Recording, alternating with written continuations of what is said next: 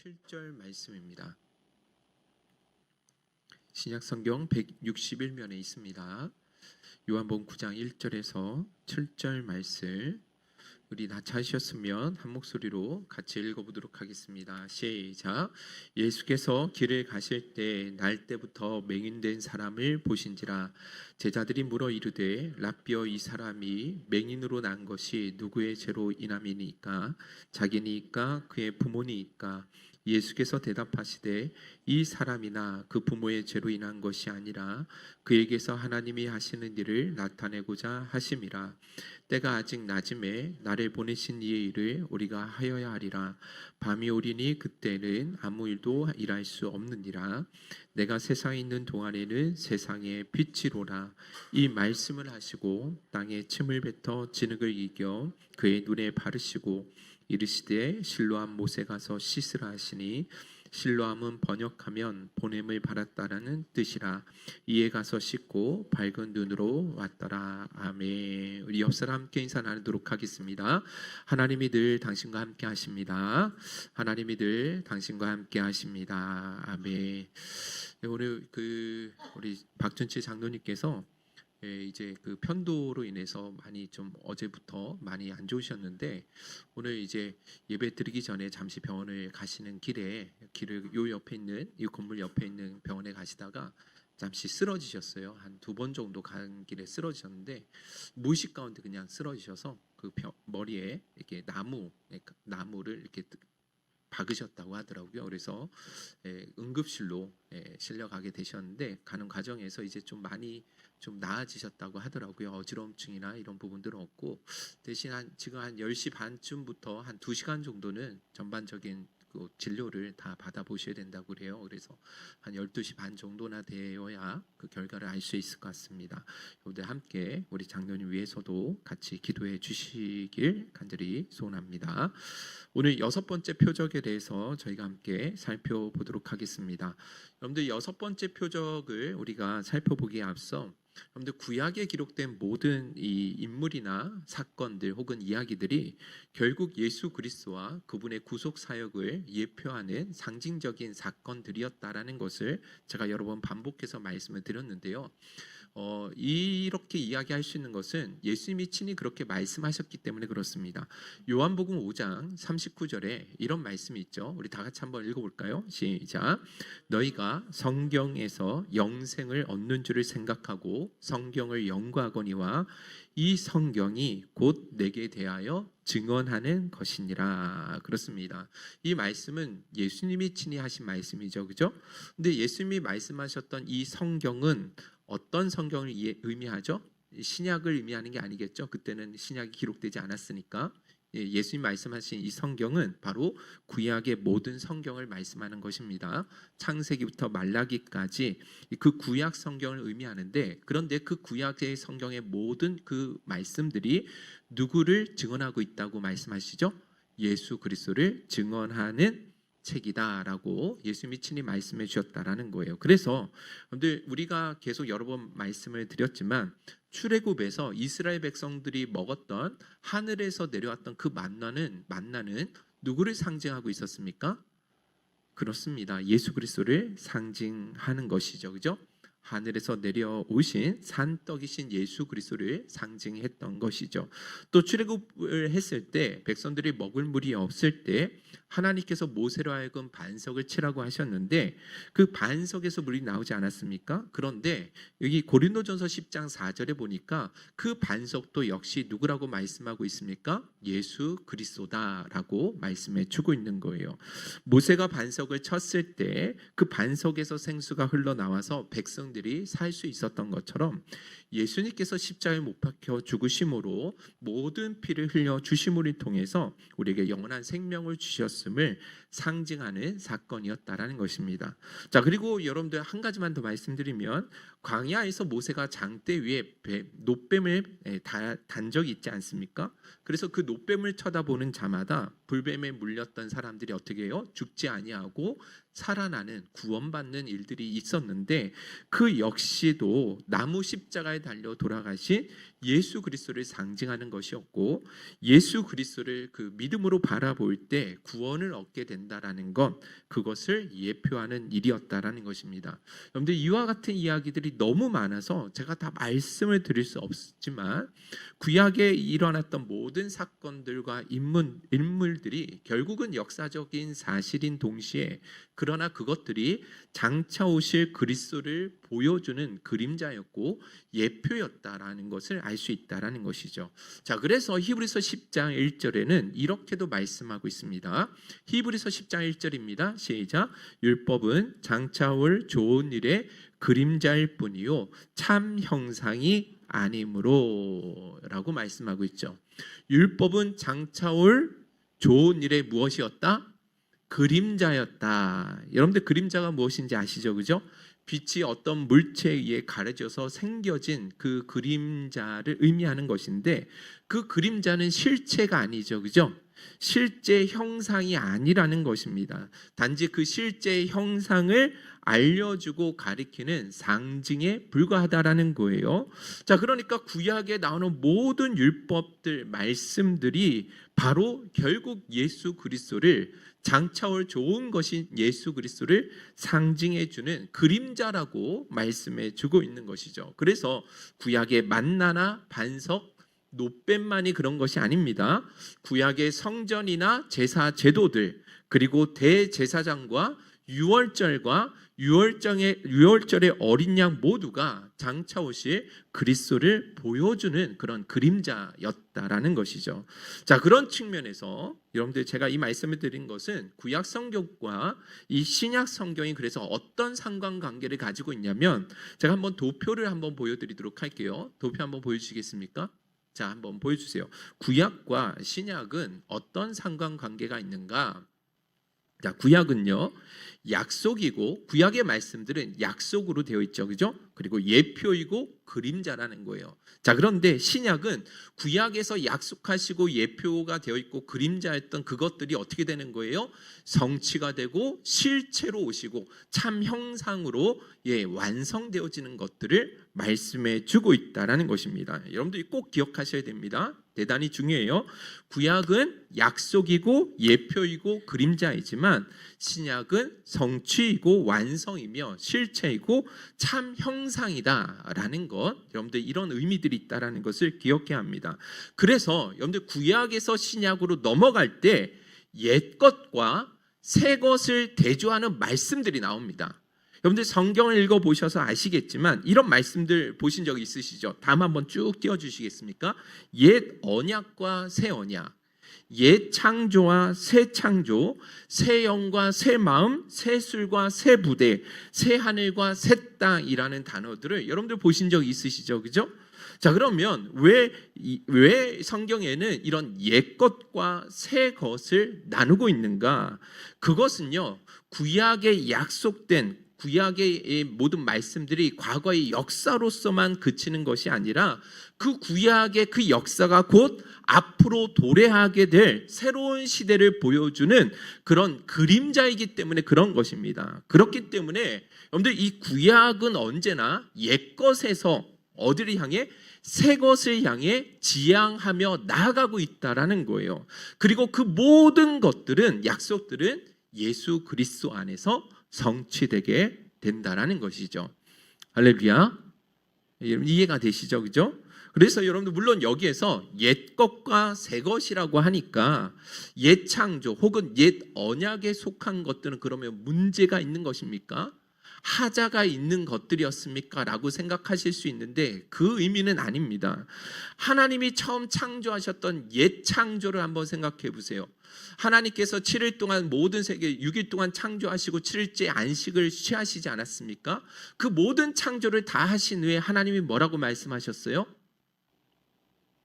다 인간까지 만드신 후에 우리 하나님이 뭐라고 하셨냐고요? 보시기에 심히 좋았더라. 그러니까 여러분들 하나님께서 만들어졌던 그 옛 창조가 어떤 불완전하거나 어떤 하자가 있기 때문에 옛이라는 단어를 사용하는 게 아니라는 거예요. 다만 뭐라는 거예요? 인간이 타락함을 통해서 하나님이 창조한 것들이 전부 뭐가 된 거예요? 훼손이 되어 버렸다라는 것입니다. 망가져 버렸다라는 거예요. 자, 그리고 여러분들 새 언약과 옛 언약도 마찬가지입니다. 옛 언약이 무엇입니까? 모세를 통해서 시내 산에서 받았던 언약을 옛 언약이라고 하잖아요. 그죠? 그러면 옛 언약에 문제가 있는 것인가? 아니라는 거예요. 하자가 있지 않습니다. 그 옛 언약도 완전해요. 하나님 보시기에 너무나 아름다웠어요. 그런데 문제는 뭐냐면 타락한 인간이 그 완전한 율법을 뭐 할 수가 없다라는 거예요. 지킬 수가 없었다라는 것입니다.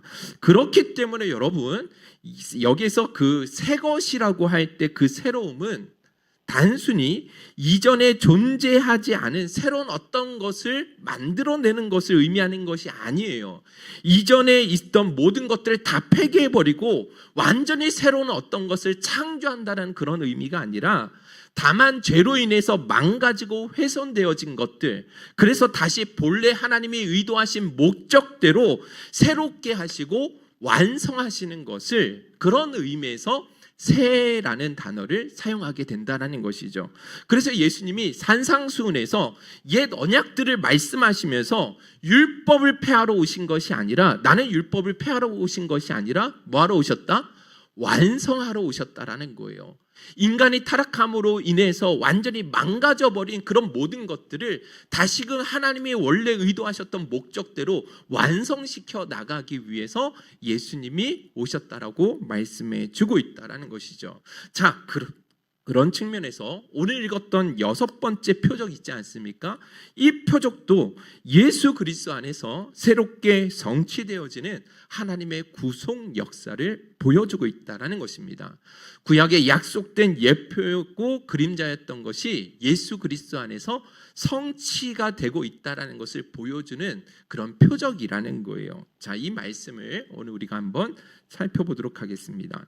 자, 오늘 읽었던 말씀은 여러분들 너무 잘 아시는데, 날 때부터 소경이었던 자를 예수님께서 그 침으로 흙을 이겨가지고 눈에 발라주심을 통해서 낫게 해주신 사건이죠. 그죠? 그래서 우리가 너무나 잘 알고 또 군부대 교회에서 정말 열광적으로 부르는 찬양이 바로 실로암이라는 찬양입니다. 자, 영상 한번 잠깐 보여드리도록 할게요. 자, 영상 한번 보여드리도록 하겠습니다. 소리 좀만 더 켜주세요. 논산훈련소에서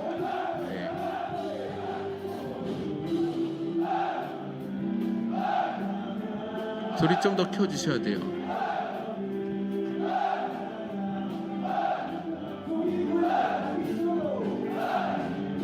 아니, 분위기가 안 느껴져. 조금만 더 켜주세요.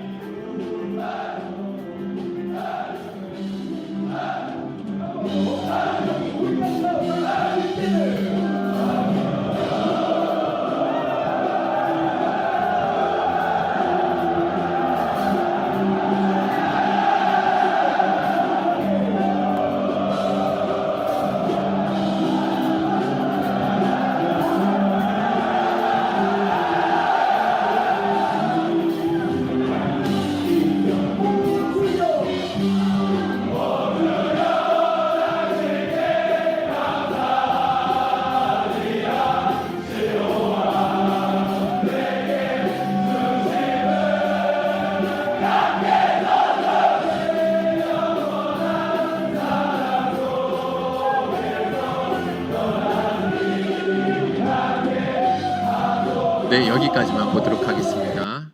우리 그 현빈이가 군대 갔다 온 지 얼마 안 돼서 그런지 저걸 보면서 계속 웃고 있거든요. 우리 한번 시범을 한번 여기 나와서 한번 실로함을 한번 같이 이 찬양 많이 불렀죠? 부대 교회에서. 네. 이게 한 20여 년 전부터요. 그 훈련소에 가면 군부대에서는 반드시 이 찬양을 부르거든요. 그래서 한 1주 차에는 그냥 애들이 그냥 앉아 있는데요. 근데 2주차, 3주차 지나고 마지막 4주차 때는 완전히 사람들이 이 찬양에 완전히 매료돼 가지고, 근데 군대에 가는 우리 대한민국의 20대 청년들이요, 다 이 찬양을 모르는 친구들이 없대요. 참 그런 측면에서 감사한 일인데, 여러분들 어찌됐든 여러분들 이 말씀 다 아시는 찬양이시죠, 그죠? 자, 이 말씀을 우리가 생각해 볼 때 대단히 중요한 의미가 있습니다. 예수님께서 단지 눈먼 자를 고쳐주셨다는 그런 이적 기사로만 치부해서는 안 된다라는 것이죠. 이 치료 사건, 이 표적 사건에는 예수 그리스도가 어떤 분이신지를 드러내는 대단히 깊은 영적 의미가 있다라는 것입니다. 자, 먼저 오늘 본문에 나오는 이 날 때부터 맹인이었던 사람을 우리 주님이 어떻게 고쳐주셨느냐? 요한복음 9장 6절 7절이었죠. 우리 같이 한 번만 더 읽어보겠습니다. 시작. 이 말씀을 하시고 땅에 침을 뱉어 진흙을 이겨 그의 눈에 바르시고 이르시되 실로암 못에 가서 씻으라 하시니 실로암은 번역하면 보냄을 받았다라는 뜻이라. 이에 가서 씻고 밝은 눈으로 왔더라. 아멘.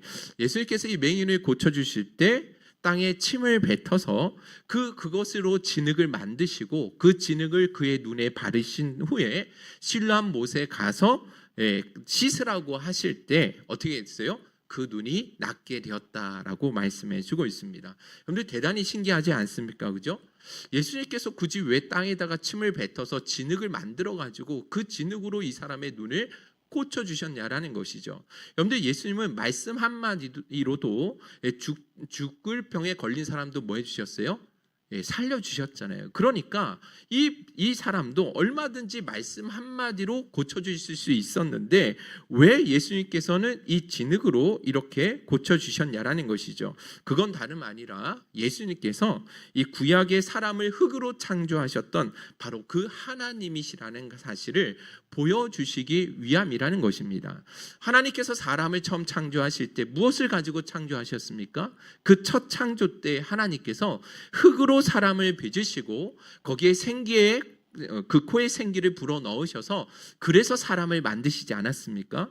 그렇기 때문에 예수님께서도 이 흙을 사용하셔서 마치 창조주께서 새로운 눈을 만드시는 것처럼 그렇게 고쳐주셨다라는 것입니다. 자, 그런데 여기서 중요한 포인트는 뭐냐면 예수님께서 단지 이 맹인의 육신의 눈만을 고쳐주신 것이 아니었다라는 거예요. 예수님께서 이 맹인의 진짜 고쳐주시기를 원하셨던 것은 육신의 눈이 아니라 바로 영적인 눈을 고쳐주시는 일이었다라는 것입니다. 여러분들 오병이어의 표적을 통해서 우리가 배웠듯이 예수님께서 오병이어의 기적을 나타내셨던 것은 단지 무리들의 육적인 배고픔을 해결해 주시기 위해서 주신 기적이 아니었잖아요. 그렇지 않습니까? 이 오병이어의 표적은 사람들의 진짜 영적인 배고픔, 즉 그것을 먹고 영원히 죽지 아니할 수 있는 그 생명의 떡을 주시기 원하심이었다라는 것입니다. 여러분들 요한복음 4장에도 이 사마리아 여인이 물을 뜨러 우물에 나왔지 않습니까? 그런데 예수님께서 이 여인에게 주고자 했던 것은 단지 그 목마름을 해결하기 위한 그 물을 주시기 위한 것이 아니라 영혼의 목마름, 그 영혼의 목마름인 영적인 생수를 주시기 위해서 그녀에게 찾아가셨던 것입니다. 마찬가지로 오늘 본문에 이 맹인이었던 사람의 눈을 진흙을 통해서 고쳐주셨던 것은 단지 육신의 눈을 고쳐주시기 위함이 아니라 사람의 죄로 인해서 영적으로 맹인되어진 그 눈을 열어주시기 위해서 오신 일이었다라는 것입니다. 그런데 이것을 우리가 어떻게 알 수 있느냐? 여러분들 이 맹인이요, 시간이 지날수록 예수에 대한 인식이 점차 바뀌어집니다. 달라집니다. 처음 예수님으로부터 고침을 받았을 때는 예수님에 대한 어떤 인식이 있었느냐? 11절 한번 보세요. 11절에 보시면 같이 읽어봅시다. 시작. 대답하되 예수라는 그 사람이 진흙을 이겨 내 눈에 바르고. 그렇습니다.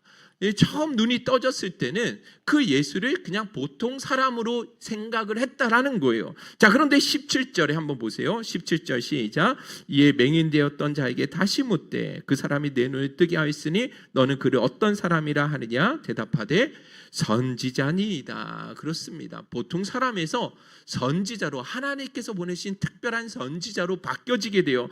자, 그리고 마지막으로 예수님과 대화 중에 어떻게까지 바뀌어지느냐? 요한복음 9장 38절입니다. 시작. 이르되 주여 내가 믿나이다 하고 절하는지라. 그렇습니다. 이 맹인이 드디어 예수님을 향해서 주님이라고 이야기하며 경배하게 되는 자리까지 나아가게 된다라는 것이죠. 자, 그러니까 여러분 보세요. 예수님께서 이 맹인을 고쳐주셨던 이 6번째 표적 사건은 단지 이 맹인의 육신의 눈을 고쳐주신 것이 아니라 예수님께서 영적인 눈을 열어주시는, 창조하시는 그 새 창조의 역사를 이루어가시는 참 하나님이시라는 사실을 드러내주는 표적이었다라는 것입니다. 여러분들 기억나시는지 모르겠어요. 첫 번째 표적이 무엇이었죠? 첫 번째 표적? 예수님께서 보여주셨던 첫 번째 표적, 요한복음 2장에 나왔던 첫 번째 표적이 뭐였죠? 물을 포도주로 바꿔주시는 표적이었습니다. 여기에도 동일한 의미가 있었는데요. 율법의 정결 예식을 따라 사용되어지는 그 물을 항아리에 담아두고 있는데 그 항아리의 물로서는 도무지 사람의 죄의 문제가 해결될 수가 없잖아요. 그죠? 율법의 체계 속에서는 이 죄의 문제가 해결될 수가 없었던 거예요. 그래서 예수님께서 그 물을 예수님의 피를 상징하는 포도주로 바꿔주심을 통해서 그 예수님이야말로 만물을 새롭게 하실 뿐만 아니라 그 우리 인생들에게 잠든 기쁨과 생명을 주실 수 있는 새 창조의 하나님이시다라는 사실을 보여주는 표적 사건이었다라는 것입니다. 마찬가지죠. 이 6번째 표적 사건도 예수 그리스도께서 빛을 비춰주심으로 인해서 죄로 말미암아 어두워져 보지 못하는 그런 자들의 영적인 눈을 열어주시고 새 생명으로 창조하시는 새 창조주의 하나님이심을 보여주는 사건이었다라는 것입니다. 여러분들 그 창세기 1장에 가보시면 하나님께서 제일 먼저 창조하신 창조가 무엇이냐? 빛을 창조하셨습니다. 창세기 1장 2절에서 5절 같이 한번 읽어보겠습니다. 시작. 땅이 혼돈하고 공허하며 흑암이 깊음 위에 있고 하나님의 영은 수면 위에 운행하시니라. 하나님이 이르시되 빛이 있으라 하시니 빛이 있었고 빛이 하나님이 보시기에 좋았더라. 하나님이 빛과 어둠을 나누사 하나님이 빛을 낮이라 부르시고 어둠을 밤이라 부르시니라. 저녁이 되고 아침이 되니 이는 첫째 날이라. 여러분들 하나님의 첫 번째 창조가 빛을 창조하셨습니다. 어디 가운데서 빛을 창조하셨습니까? 혼돈과 공허와 흑암뿐인 곳에서 하나님이 빛을 창조하신 거예요. 그래서 그 빛을 창조하심을 통해서 빛과 어둠이 나뉘어지게 되고 낮과 밤이라는 혼돈에서 질서가 생기게 되었다라는 것이죠. 자, 그런데 여기에서 말씀하고 있는 빛을 한번 생각해 보세요. 하나님 처음 창조하신 이 빛은 태양빛입니까? 태양으로 발산되어지는 그런 물리적인 빛이었을까요? 아닌 것 아시겠죠? 그죠? 여러분들 태양은 몇째 날에 만드신 것으로 나옵니까? 창세기 1장에 가보시면 넷째 날에 나오신 것으로 나오죠. 그죠? 하나님께서 광명체, 두 큰 광명체를 만드셨는데 낮에 큰 태양을 만드시고 그래서 태양을 만드셔서 낮을 주관하게 하시고 이 달을 만드셔서 밤을 주관하게 하셨다라고 성경에 나오거든요.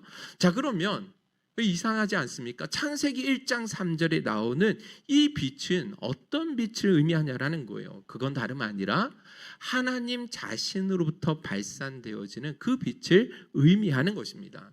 태양을 통해서 발산되어지는 그 물리적인 빛이 아니라 혼돈과 공허와 흑암뿐인 우주 가운데 하나님의 통치와 하나님의 생명, 임재와 생명을 드러내는 그 영광스러운 빛을 나타내 보여주셨다라는 것이죠. 그래서 여러분들 우리가 천국에 가면 등불이나 태양빛이 필요 없다라고 말씀하고 있어요. 왜냐하면 새 하늘과 그 새 땅에는 누구로부터 그 빛이 나오기 때문이죠? 그렇습니다. 하나님으로부터 빛이 나오기 때문에 태양빛이나 등불이 절대로 쓸모가 없다라고 말씀해 주고 있다라는 거예요. 자, 그러니까 여러분들 잘 들어보세요. 창세기 1장 3절에 기록된 이 빛은 하나님으로부터 나오는 영광의 빛입니다. 그 빛을 통해서 혼돈과 어둠이 물러가게 되어지고 낮과 밤이라는 질서가 자리 잡히게 되어지고 생명이 뭐하게 되는 거예요? 창조되게 될 수 있게 되었다라는 것입니다. 자, 그렇다면 창세기 1장 3절에 나타냈던 그 빛이 누구를 상징하고 있는 거냐? 바로 빛 대신 예수 그리스도를 상징하고 있는 것이죠. 빛이신 예수님께서 이 땅에 오심을 통해서 우리의 모든 어두운 눈을 밝혀주시고 다시금 하나님의 영광의 광채를 바라볼 수 있도록 그 눈을 열어주시는 것을 상징하고 있다는 것이죠. 여러분들, 이거는 저의 이야기가 아니라 고린도후서 4장 6절이 이 창세기 1장 3절의 말씀을 정확하게 해석해 줬어요. 이 빛이 무엇을 예표하고 있었는지, 또 어떻게 성취되었는지를 고린도후서 4장 6절 말씀이 정확하게 해석해 주고 있습니다. 우리 한번 같이 한번 읽어보겠습니다. 고린도후서 4장 6절입니다. 시작. 어두운 데에 빛이 빛이라 말씀하셨던 그 하나님께서 예수 그리스도의 얼굴에 있는 하나님의 영광을 아는 빛을 우리 마음에 비추셨느니라. 할렐루야. 아멘이시죠? 그런데 어두운 데 빛이 빛이라고 하셨던 이 말씀은 창세기 1장 3절의 말씀이죠. 그죠? 자, 그러면 그 창세기 1장 3절의 말씀이 어떻게 성취되었느냐? 신약시대에 와서 죄로 어두워진, 그래서 이 죄로 말미암아 하나님의 영광을 볼 수 없었던 그 인생들에게 예수 그리스도께서 뭐 하시는 거예요? 빛을 비춰주심을 통해서 다시금 그 예수의 얼굴 가운데 예수를 바라보면 누구를 볼 수 있는 거예요? 하나님을 보게 만드시게 하셨다라는 것입니다.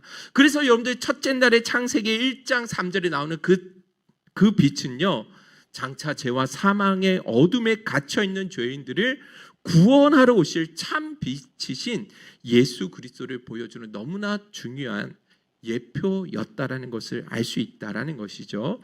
그래서 여러분, 이 맹인을 고쳐주시기 전에 예수님은 어떻게 이야기하시냐면 요한복음 9장 5절 같이 읽어보겠습니다. 시작. 내가 세상인 동안에는 세상의 빛이로다. 할렐루야. 예수 그리스도가 세상의 빛이다라고 스스로 그렇게 자기를 계시해 주셨다라는 것입니다. 그 빛이신 주님이 맹인에게 그 빛을 비춰주셔서 육체적인 시력뿐만 아니라 그 하나님의 영광을 볼 수 있는 이 영적인 눈을 뭐 해주신다라는 거예요? 열어주셨다라는 것입니다. 그런 측면에서 저는 우리 행복성교회 성도님들이 이 예수 그리스도를 아는 지식에서 날마다 자라나는 은혜가 있었으면 좋겠습니다. 베드로서 3장 18절에 그런 말씀이 있죠. 오직 우리 주 구주 예수 그리스도의 은혜와 그를 아는 지식에서 자라가라라고는 말씀이 있는데 우리 성도님들이 정말로 그러셨으면 좋겠습니다. 단순히 예수를 믿으면 구원을 받는다라는 그런 표면적인 단편적인 지식에 벗어나서 왜 우리가 예수를 믿을 수밖에 없는지, 왜 예수 그리스도만이 우리 인생의 유일한 소망이 되시고 기쁨이 되시고 삶의 이유와 목적이 되시는지를 그 성경을 통해서 계속해서 더 깊이 풍성하게 알아가셨으면 좋겠습니다. 그런데 12제자 중에 한 사람인 이 빌립이라는 사람이 있었는데 그 빌립이 뭐라고 이야기하냐면 예수님을 보면서 하나님을 저희에게 보여주옵소서, 그러면 우리가 족하겠나이다 라는 이야기를 하거든요. 그런데 이거 대단히 어리석은 말 아닙니까? 그런데 예수 그리스도가 어떤 분이셨어요? 창조 때부터 하나님과 함께 계셨던 그 하나님이시잖아요. 그렇지 않습니까? 구약의 모든 율법과 선지자들이 증거하고 있었던 그분이 바로 예수 그리스도 아니시라는 것이죠. 그래서 예수님을 본 자는 누구든지 누구를 본 거예요? 하나님을 본 것입니다. 그런데도 불구하고 하나님을 보여달라고 이야기하는 너무나 어처구니 없는 이야기를 하더라는 것이죠. 저는 간절히 바라는 것은 우리 행복성교회 성도님들은 성경을 통해서 계속해서 예수 그리스도가 어떤 분이신지를 더 깊이 더 풍성하게 알아가는 은혜가 있기를 간절히 소원합니다. 할렐루야. 우리에게 이런 영적인 눈이 열려지면 완전히 새로운 삶이 열려지게 되어 있습니다. 그런데 사도 바울이요, 다메섹 도상으로 가서 주님을 만나거든요. 그 주님을 만나기 이전에는 영적인 눈이 닫혀 있었습니다. 그래서 어떻게 해요? 빛 대신 주님을 만나니까 아무것도 보지 못했어요. 이후에 아나니아를 통해서 이 비늘 같은 것들이 벗겨지면서 영의 눈이 열리지 않습니까? 그 이후의 삶 속에서는 이 사도 바울이요, 예수 그리스도 외에는 그 어떤 것도 내가 알기를 원치 아니한다라고 이야기를 합니다. 예수 그리스도를 아는 지식 외에는 전부 다 배설물로 여기겠다라고 고백할 정도였다라는 것이죠. 그런데 그렇게 예수가 어떤 분이신지를 깨닫게 되어지면, 우리의 영의 눈이 열려지면 우리의 삶이 정말 달라질 수 있다라는 것이죠. 저는 간절히 원하는 것은 우리 행복생교회 성도님들의 그 영의 눈이 더 선명해져서 예수 그리스도를 아는 지식을 여러분들의 삶의 최고의 이유와 목적으로 삼으실 수 있기를 주님의 이름으로 축원드립니다. 아멘. 자, 근데 오늘 성경에 보면 문제가 하나 있습니다. 예수님께서 이 맹인의 눈을 고쳐주심으로 예수님이 바로 그 새 창조의 하나님이심을 나타내 보여주셨는데, 그 이후로 전개되어지는 내용을 보면 이상한 방향으로 흘러갑니다. 태어나서 한 번도 보지 못했던 이 맹인을 고쳐주셨다고 한다면 이 마을 모든 사람들이 축제가 벌어지고, 야, 예수가 어떤 분이신지를 좀 알아봐야 되는데 전혀 다른 상황으로 나아가게 되죠. 특별히 여러분들, 이 맹인을 고쳐주셨던 날이 안식일이었거든요. 그래서 안식일에 이 병자를 고쳐주셨다는 이유만으로 인해서 그 나음을 입은 맹인을요, 그 유대교에서 완전히 출교시켜 버립니다. 그 내용을 간단히 한번 좀 쭉 읽어보도록 할게요. 26절부터 34절입니다. 한번 쭉 읽어볼게요. 시작. 그 사람이 내게 무엇을 하였느냐? 어떻게 내 눈을 뜨게 하였느냐? 대답하되 내가 이미 일렀어도 듣지 아니하고 어찌하여 다시 듣고자 하나이까? 당신들도 그의 제자가 되려 하나이까? 그들이 욕하이르되 너는 그의 제자이나 우리는 모세의 제자라. 하나님이 모세에게는 말씀하신 줄을 우리가 알거니와 이 사람은 어디서 왔는지 알지 못하노라. 그 사람이 대답하이르되 이상하다. 이 사람이 내 눈을 뜨게 하였으되 당신들은 그가 어디서 왔는지 알지 못하는도다. 하나님이 죄인의 말을 듣지 아니하시고 경건하여 그의 뜻대로 행하는 자의 말을 들으시는 줄을 우리가 아나이다. 창세 이후로 맹인으로 난 자의 눈을 뜨게 하였다 함을 듣지 못하였으니 이 사람이 하나님께로부터 오지 아니하였으면 아무 일도 할 수 없으리이다. 그들이 대답하이르되 내가 온전히 죄 가운데서 나서 우리를 가르치느냐 하고 이에 쫓아내어 보내니라. 아멘. 보세요. 이 사람들이요, 그 맹인을 뭐합니까? 정죄하면서 결국 유대교에서 출교시켜 버렸다라는 것이죠. 그런데 대단히 어떻게 그럴 수 있습니까? 그죠? 여러분들 2000년이 지난 지금도요, 현대 과학이나 우술로 이 시신경이 마비되어서 말 때부터 보지 못했던 사람을 고쳐줄 수 있을까요? 없을까요?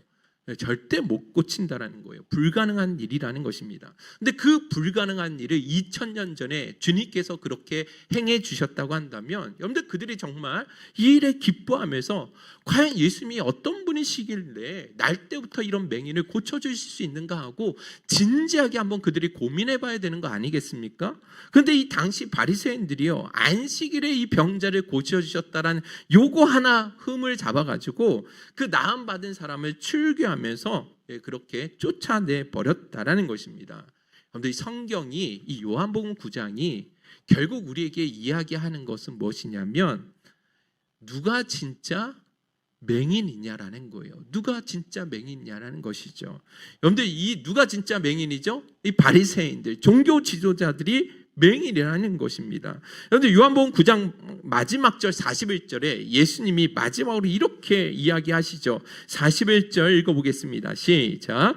예수께서 이르시되 너희가 맹인이 되었더라면 죄가 없으려니와 본다고 하니 너희 죄가 그대로 있느니라. 아멘. 본다고 하니 너희는 여기 누구죠? 바리새인, 종교 지도자들이요. 너희가 본다고 하니 너희 죄가 그대로 있다라고 선언을 하셨습니다. 이 말씀은요, 육신의 눈은 볼 수 있었는지 모르겠지만 그 이와 같은 기적을 보고서도 예수가 하나님이심을 보지 못하는 너희들이야말로 진짜 맹인이다라는 것을 말씀해 주고 있는 거예요. 창조주 하나님이 아니시면 절대로 할 수 없는 일을 자기 눈앞에 분명히 일어나고 있었습니다. 더군다나 구약에 약속된 그 메시아가 자기들 앞에 서 계심에도 불구하고 알아보지 못하고 있는 거거든요. 이 맹인도 너무나 아무것도 성경에 대해서 깊이 배우지 못했던 이 맹인도 이런 일은 하나님이 보내시지 않으면 이런 일은 일어날 수가 없다는 것을 알고 있음에도 불구하고 그들은 아니라는 것이죠. 그러면서도 그들은 자기는 맹인이 아니라고 이야기하지 않습니까? 예. 그렇기 때문에 그들은 죄사함을 받지 못한 상태로 영적으로 뭐 하는 거예요? 눈이 열려지지 않은 영적인 맹인으로 그대로 남아버리게 된다는 것입니다. 왜 그렇습니까? 자기들이 죄인이라는 사실을 인정하지 않기 때문에 그렇습니다. 자신들이 영적으로 눈멀었다는 사실을 스스로 인정하지 못하기 때문에 그들의 죄는 그대로 남게 된다는 것이죠. 그런데 이 말씀을 오늘 우리 삶에 한번 적용을 해보았으면 좋겠습니다. 오늘날에도 이와 같은 일들이 많이 일어납니다. 우리 주변에 하나님의 은혜가 아니면 도무지 있을 수 없는 일들이 여러분들 많이 일어나죠. 그죠? 누가 봐도 이 일은 정말로 주님이 도와주셔야지만 은혜로 주신 것들임을 보여주는 일들이 너무 많다라는 것입니다. 그래서 여러분들 날 때부터 맹인되었던 사람이 육신의 눈이 열려진 것만이 기적이 아니라 도무지 예수를 믿지 못할 것 같은 사람들이 그 예수를 믿음으로 말미암아 변화되어지는 것이야말로 진짜 기적 중에 기적이라는 거예요. 제 인생의 기적도 동일합니다. 저 같은 사람이 예수를 믿는다라는 거예요. 아마도 오늘 여기 예배 드리시는 분들 가운데 밖에 나가셔서 나 교회 집사야, 나 교회에서 이런 봉사를 하고 있어 라고 이야기를 하면 아마 주변에서 깜짝 놀라실 분들이 많이 계실 거예요. 그렇지 않습니까? 네. 우리 이선번 집사님이 종종 대화 중에 그런 말씀을 하시는데 친구들이요, 자기를 보면서 어떻게 그렇게 놀기를 좋아하는 내가 교회를 다니고 있고 주님을 위해 봉사하고 있는지 이해가 되지 않는다. 주변에서 그런 말씀을 친구들이 그런 이야기를 하신다고 하더라는 거죠. 여러분들 이게 기적 중에 기적이 아니겠냐라는 것이죠. 우리가 다 그와 같은 사람들이라는 것입니다. 내가 나를 너무나 잘 알기 때문에 나 같은 사람이 예수를 믿고 신앙생활하는 것 그 자체가 이미 기적 아니겠냐라는 것이죠. 더군다나 내가 많이 노력한 것도 아니잖아요. 그런데도 불구하고 내가 죄인인 것이 믿어집니다. 죄가 죄로 그렇게 느껴지게 되고요. 나에게 내가 얼마나 많은 죄를 짓고 있는지 보이고요. 그래서 나에게 예수 그리스도가 반드시 필요하다라는 것이 믿어진다라는 거예요. 자, 그런데 세상 사람들은요, 누군가는 그게 믿어지지 않는다라는 것이죠. 내가 죄인인 것도 느껴지지 않고 죄가 죄로 보이지도 않고 내 죄가 사함받기 위해 예수라는 존재가 꼭 필요하다는 사실도 받아들여지지 못한다는 것입니다. 왜냐하면 그들이야말로 진짜 맹인이기 때문에 그렇다라는 것이죠. 그런 사람들은 절대로 볼 수 없고 들을 수가 없다라는 것입니다. 여러분들 이렇게 그러므로 영적인 눈이 열려진다는 것은 사람이 노력해서 절대로 얻을 수 있는 것이 아닙니다. 이건 성경에서 이미 우리에게 말씀해 주신 거예요. 여러분들 시내산에서 주어진 옛 언약의 특징이 무엇이냐면 출애굽기 19장 5절에 나와 있는데 너희가 내 말을 잘 듣고 내 언약을 지키면, 다시 말해서 우리가 하나님의 말씀에 잘 듣고 순종하면 복을 받을 것이라는 대단히 조건적인 언약의 성격이 있거든요. 그런데 아까도 말씀드린 것처럼 사람은 타락한 본성이 있기 때문에 그 말씀을 온전히 순종할 수가 없다라는 것입니다. 그래서 새 언약은 어떤 특징이 있냐면 너희가 하라는 것이 아니라 내가 하겠다라는 거예요. 하나님이신 새 언약의 그 역사하시는 특징은 뭐냐면 하나님이 친히 너희 마음 가운데 내 법을 심어두고 내 영을 부어주셔서 너희를 내 백성 삼으시겠다고, 너희가 주체가 아니라 하나님이 주체가 되어서 그 구원을 완성해 가시겠다라고 말씀하신다라는 것이죠. 그 측면에서 여러분들 예수를 믿고 새 언약 백성 되어지는 것, 우리의 영의 눈이 열려져서 하나님 나라의 새 창조의 피조물이 되어지는 것은 내가 노력한다고 해서 되어지는 것이 아니라 전적인 하나님의 은혜로 주어지는 선물이라는 사실을 기억해야 된다는 것입니다. 요한복음 9장에 나온 이 맹인이요, 스스로 예수님께 나아간 게 아니잖아요. 스스로 예수님을 부르짖은 것이 아니었다라는 것입니다. 오직 예수님이 먼저 그를 찾아오셨고 진흙을 발라주셨고 신뢰한 못으로 가라고 말씀하셨다라는 것입니다. 그리고 그의 육의 눈이 열려진 이후에도 예수님이 먼저 찾아오셔서 예수 그리스도를 구주로 고백하며 경배할 수 있는 자리로 만들어주는 것도 누가 행하신 일이에요? 예수님께서 행하신 일이라는 것입니다. 그러므로 결론적으로 우리가 해야 할 일들이 있다면 우리의 영의 눈이 열려질 수 있기를 위해서 여러분들이 많이 기도하셔야 된다는 것입니다. 예수 그리스도의 얼굴 안에 있는 그 하나님의 영광을 볼 수 있는 눈이 열려질 수 있도록 예수 그리스도가 단순히 성인 군자가 아니라 우리의 영적인 눈을 열어서 새 창조의 역사를 이루어 가시는 진정한 하나님이심을 볼 수 있는 은혜를 주시도록 여러분들이 간절히 기도해야 되는 것입니다. 여러분들이 함께 우리 행복선교회 안에도 신앙생활을 오랫동안 하지만 여전히 그 예수가 하나님이신 것을 보지 못하는 사람들이 있을 수도 있고요. 또 여러분들이 늘 날마다 기도하면서 마음에 품고 있는 전도 대상자들이 있지 않습니까? 사람이 노력한다고 해서 되어지는 것이 아니라 하나님의 은혜로 긍휼히 여겨주셔서 마음문을 열어주셔야지만, 그래야지만 주님 품으로 돌아올 수 있게 된다는 것입니다. 이 기도하는 일에 더 힘을 내어서 함께 나아가셨으면 좋겠습니다. 결론을 맺도록 하겠습니다. 반주 한번 나와주시고요. 여러분들 맹인을 고쳐주실 때 진흙을 눈에 발라서 어디로 보내셨어요? 실로암으로 보내셨죠. 자, 요한복음 9장 7절 자 봅시다. 왜 실로암으로 보내셨는가? 요한복음 9장 7절입니다. 시작. 이르시되 실로암 못에 가서 씻으라 하시니, 실로암은 번역하면 보냄을 받았다라는 뜻이다. 아마 여러분들 이 성경을 읽으면서 궁금하셨던 분들이 많이 있을 것입니다. 자, 실로암의 뜻을 여러분들 가로 열고 중요하게 설명해 주고 있는데 그 뜻이 뭐였어요? 보냄을 받았다.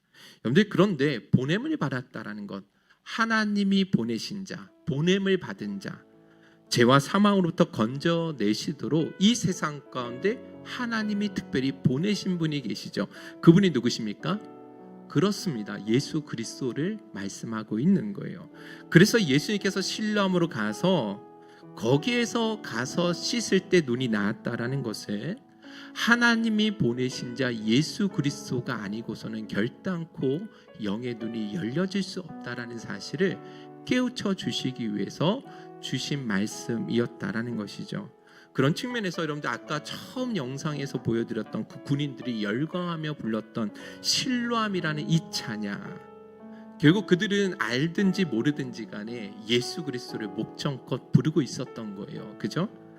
참 감사하기도 하지만 아쉬운 면이 있는 것은 이 군인들이 그 함께 목청껏 부르는 그 군인들이요, 정말 실로암이 예수 그리스도, 하나님이 보내신 자 예수 그리스도라는 것을 알고 찬양할 수 있다고 한다면 얼마나 좋을까. 그 목청껏 열광하고 불렀던 그 실로암이 바로 예수 그리스도이시라는 것을 알면서 환호하고 찬양할 수 있다고 한다면 얼마나 좋을까라는 그런 아쉬움이 남습니다. 저는 그래서 우리 행복선교회 성도님들만큼은 오늘 우리 삶에 찾아오셔서 실로암이라는 기적의 은혜를 베풀어 주신 하나님을 진짜 마음 중심으로부터 그렇게 환호하고 내 힘과 내 생명을 다해 마음껏 찬양하며 나아가는 그 복된 삶을 살아가셨으면 좋겠습니다. 할렐루야, 아멘이시죠? 오늘 이 찬양 온 마음과 온 힘을 다해서 오늘 한번 힘차게 실로암이라는 찬양을 한번 불러보도록 하겠습니다. 제가 항상 마지막 찬양은 느린 찬양으로 했는데 오늘은 어쩔 수 없이 이 찬양을 안 부를 수가 없겠더라고요. 실로암의 가사를 생각하시면서 여러분들 그렇게 우리에게 기적을 베푸신 그 실로암 되신 예수님을 마음껏 찬양하며 나갔으면 좋겠습니다.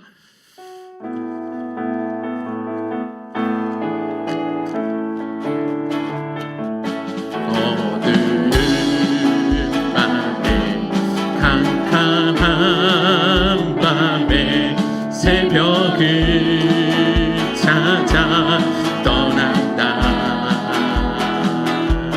종이 울리고 닭이 울리고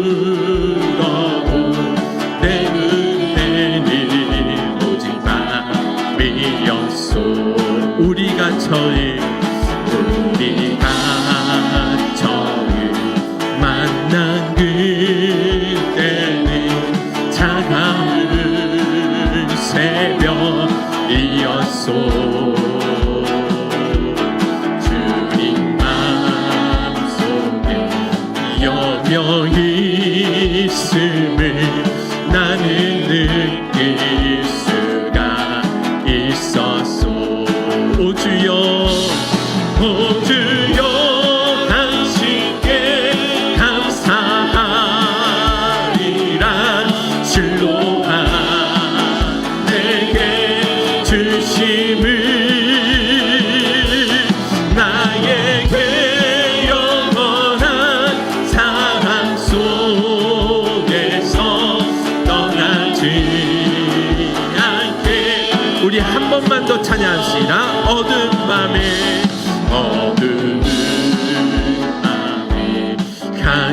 캄캄한 밤에 새벽을 찾아 떠난다. 종이 울리고 닭이 울어도 내 눈에는 오직 밤이었어. 우리가 만난 그때는 차가운 새벽이었소. 주님 마음속에 여명이 있음을 나는 느낄 수가 있었소. 우리 목소리 높여서 선포하며 나갑니다. 오 주여, 당신께 감사하리라. 실로함 내게 주심을 나에게 영원한 사랑 속에서 떠나지 않게 하소서. 오 주여, 당신께, 오 주여, 당신께 감사하리라. 실로함 내게 주심을 나에게 영원한 사랑 속에서 떠나지 않게 하소서. 우리 합심해서 한번 기도하며 나가도록 하겠습니다. 먼저는 우리 같은 죄인들에게 찾아오셔서 신라함의 은혜를 베풀어 주신 하나님 앞에 감사의 기도를 드리기 원합니다. 우리 내 영혼의 어둠을 몰아내시고 참된 빛으로 찾아오셔서 생명의 주님을 알게 해주시고 그리고 그리스도 안에서 새로운 피조물로서 그 영생의 복과 기쁨을 누리며 살아가게 하신 하나님 앞에 우리 감사와 찬송을 올려드리며 나아갔으면 좋겠습니다. 그리고 또 한 가지, 매주일 교회를 다니고 예배를 드리고 있다 할지라도 여전히 마음의 울과 절망감과 어둠이 가득한 자들에게 우리 주님께서 긍휼히 여겨주시고 찾아와 주셔서 그 모든 절망과 슬픔과 우람의 그 어둠이 떠나가는 역사가 일어날 수 있도록 여러분들 함께 중보해 주셨으면 좋겠습니다. 그리고 마지막으로 여러분들이 밤낮 눈물로 기도하며 전도하기 원하는 자들 하나님께서 긍휼히 여겨주시고 또 불쌍히 여겨주셔서 그들의 마음에 새 영과 새 마음을 부어주시고 예수 그리스도의 얼굴에 있는 하나님의 영광의 광채를 볼 수 있는 그 은혜를 허락해 달라고 우리 주여 한번 부르신 후에 기도하며 나가도록 하겠습니다. 주여